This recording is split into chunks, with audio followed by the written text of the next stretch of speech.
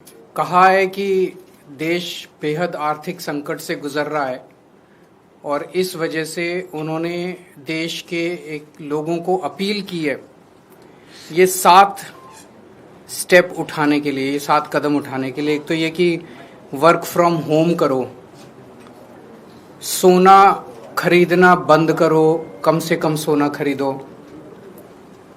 तीसरा, तेल की बचत करो, पेट्रोल डीजल की, पब्लिक ट्रांसपोर्ट इस्तेमाल करो। चौथा, फर्टिलाइजर्स का कम से कम इस्तेमाल करो, नेचुरल फार्मिंग करो। पांचवा, फॉरेन प्रोडक्ट्स कम से कम इस्तेमाल करो और फॉरेन एक्सचेंज बचाओ। छठा, कुकिंग ऑयल कम से कम इस्तेमाल करो। और सातवां, फॉरेन ट्रैवल बंद करो, विदेशों में जाना बंद करो। हमारे देश 1950 के बाद से अभी तक ऐसे कई समय आए जब देश अलग अलग संकटों से गुजरा। कभी अलग अलग देशों से युद्ध हुआ, चीन से, पाकिस्तान से, आर्थिक मंदी से भी गुजरा। लेकिन इतने कठोर कदम आज तक कभी किसी प्रधानमंत्री ने देशवासियों को लेने के लिए नहीं कहे। मुझे याद है लाल बहादुर शास्त्री जी ने भी देश के लोगों से अपील की थी, इंदिरा गांधी जी ने भी एक समय सोना ना खरीदने की अपील की थी, अलग अलग अपीलें की थी अलग अलग प्रधान। इतनी कठोर अपील, इतनी सारी 7 इतने बड़े कदम आज तक कभी किसी ने नहीं लिया।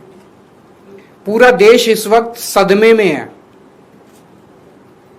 तो मेरी 3 गुजारिश है प्रधानमंत्री जी से। एक तो ये कि अगर आपने इतने कठोर कदम उठाने के लिए कहा है तो इसका मतलब अर्थव्यवस्था का काफी ज्यादा बुरा हाल है और या आने वाले समय में और भी ज्यादा बुरा हाल होने का अंदेशा है। देश ये जानना चाहता है कि हम कहां खड़े हैं। आपने हमें कहा हम सब देशवासी देशभक्त हैं, कठोर से कठोर कदम भी उठाएंगे, कठोर से कठोर अपने को, अगर हमें कठिनाइयां बर्दाश्त करनी पड़ी, कुर्बानियां देनी पड़ी देश के लिए, वो भी करेंगे। लेकिन पता तो चले कि ये कदम क्यों उठाए जा रहे हैं, पता तो चले कि अर्थव्यवस्था कहां खड़ी है। केवल आदेश भर दे देने से तो काम नहीं चलेगा ना। ये देश हम सब लोगों का है, ये देश हम 140 करोड़ लोगों का है। तो प्रधानमंत्री जी से मेरा पहला निवेदन है कि वो पूरा आज हमारी क्या स्थिति है, अर्थव्यवस्था की, इकोनॉमी की क्या स्थिति है और आने वाले समय में कुछ महीनों में या 1 साल में हमारी क्या स्थिति होने का अंदेशा है, इसके ऊपर सारी जानकारी देश के लोगों के साथ साझा करे। नहीं तो लोगों के मन में शंका पैदा होती है, अलग अलग किस्म की अफवाहें फैल रही है, कोई कुछ कह रहा है, कोई कुछ कह रहा है, अफवाहों का बाजार गर्म है। ये अर्थव्यवस्था के लिए अच्छा नहीं है, अर्थव्यवस्था के कॉन्फिडेंस के लिए अच्छा नहीं है। दूसरा, हम सब जानते हैं कि ये इराक और अमेरिका के बीच जो युद्ध है उसकी वजह से हो रहा है। लेकिन इराक और अमेरिका की वजह से युद्ध जो है उसकी वजह से तो पूरी दुनिया प्रभावित है, सारी दुनिया के सभी देश प्रभावित हैं उस युद्ध की वजह से। लेकिन किसी भी देश ने, किसी भी देश की सरकार ने इस किस्म के ये 7 कदम उठाने के लिए किसी भी देश की सरकार ने अपने नागरिकों को अपील नहीं की है। एक भी देश नहीं है। किसी ने कुछ एक स्टेप, किसी ने 2 स्टेप, किसी ने, लेकिन ये 7 इतने कठोर कदम उठाने के लिए एक भी देश की सरकार ने अपने नागरिकों को अपील नहीं की है। इससे मन में शंका पैदा होती है कि कहीं स्थिति केवल इराक अमेरिका के युद्ध की बजाय और भी कहीं स्थिति कुछ और ज्यादा खराब तो नहीं है। हमारा देश किन परिस्थितियों से गुजर रहा है। तो मेरी मोदी जी से प्रार्थना है कि देश के लोगों को बताए कि जो कदम किसी भी देश ने नहीं उठाए, सभी देश प्रभावित हैं, ऐसे कठोर कदम केवल भारत देश को उठाने की क्या जरूरत पड़ी, इतनी ज्यादा क्या खराब स्थिति हो गई। और तीसरी बात, इसका सारा बोझ मिडिल क्लास पे क्यों डाला जा रहा है?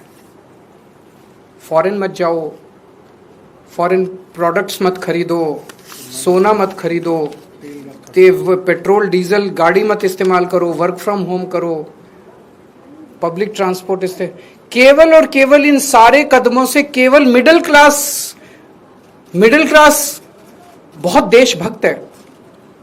जरूरत पड़ेगी किसी भी हद तक मिडिल क्लास देश के लिए कुछ भी करेगा, लेकिन केवल मिडिल क्लास क्यों? सबसे पहले अगर कुर्बानी देनी चाहिए थी तो देश की सरकार को कुर्बानी देनी चाहिए थी। देश की सरकार अपने खर्चों के ऊपर, अपनी कंज्यूमर जो कंज्यूम करते हैं अपने खर्चों के ऊपर, देश की सरकार सबसे पहले कटौती करती।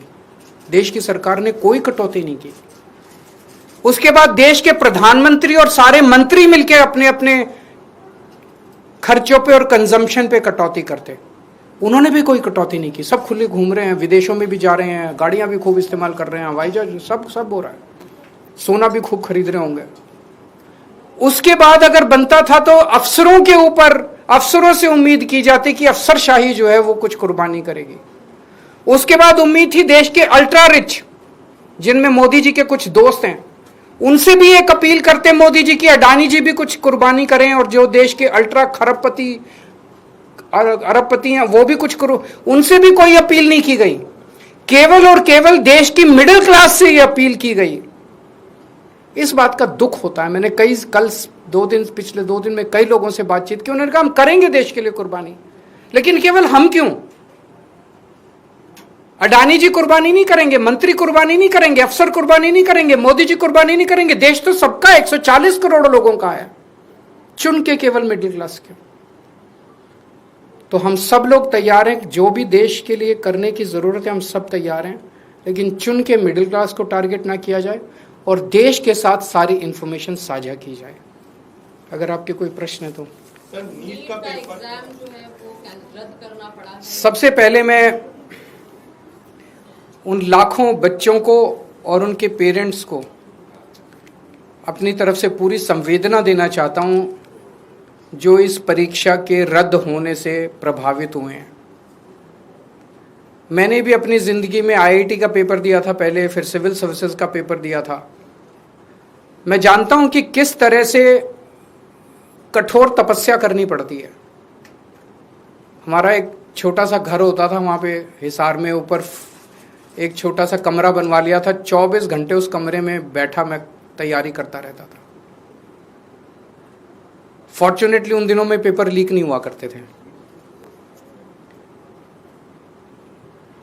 इतना गरीब परिवार होते हैं, वो गरीब परिवार, कोचिंग इतनी महंगी है, कोचिंग करने के लिए कई लोग दिल्ली आके रुकते हैं, दिल्ली में किराए की जगह लेते हैं बच्चे, अपने माँ बाप, कई लोगों के माँ बाप अपनी सोना गिरवी रख देते हैं, जमीन बेच देते हैं बच्चे को कोचिंग कराने के लिए, और उसके बाद अगर पेपर लीक हो जाए तो उससे बड़ा मैं समझता हूं कि धोखा किसी के साथ नहीं हो सकता। और ये नीट का पेपर पहली बार लीक नहीं हुआ, मेरे ख्याल से एक बार 17 में हुआ था, एक बार 21 में हुआ था, फिर एक बार 24 में हुआ था, और एक बार अब लीक हुआ है। 4 बार पेपर लीक हो चुका। तो पेपर ऐसे तो लीक होते नहीं है। इसका मतलब बहुत बड़े स्तर के ऊपर कुछ ना कुछ तो कल्यूजन है।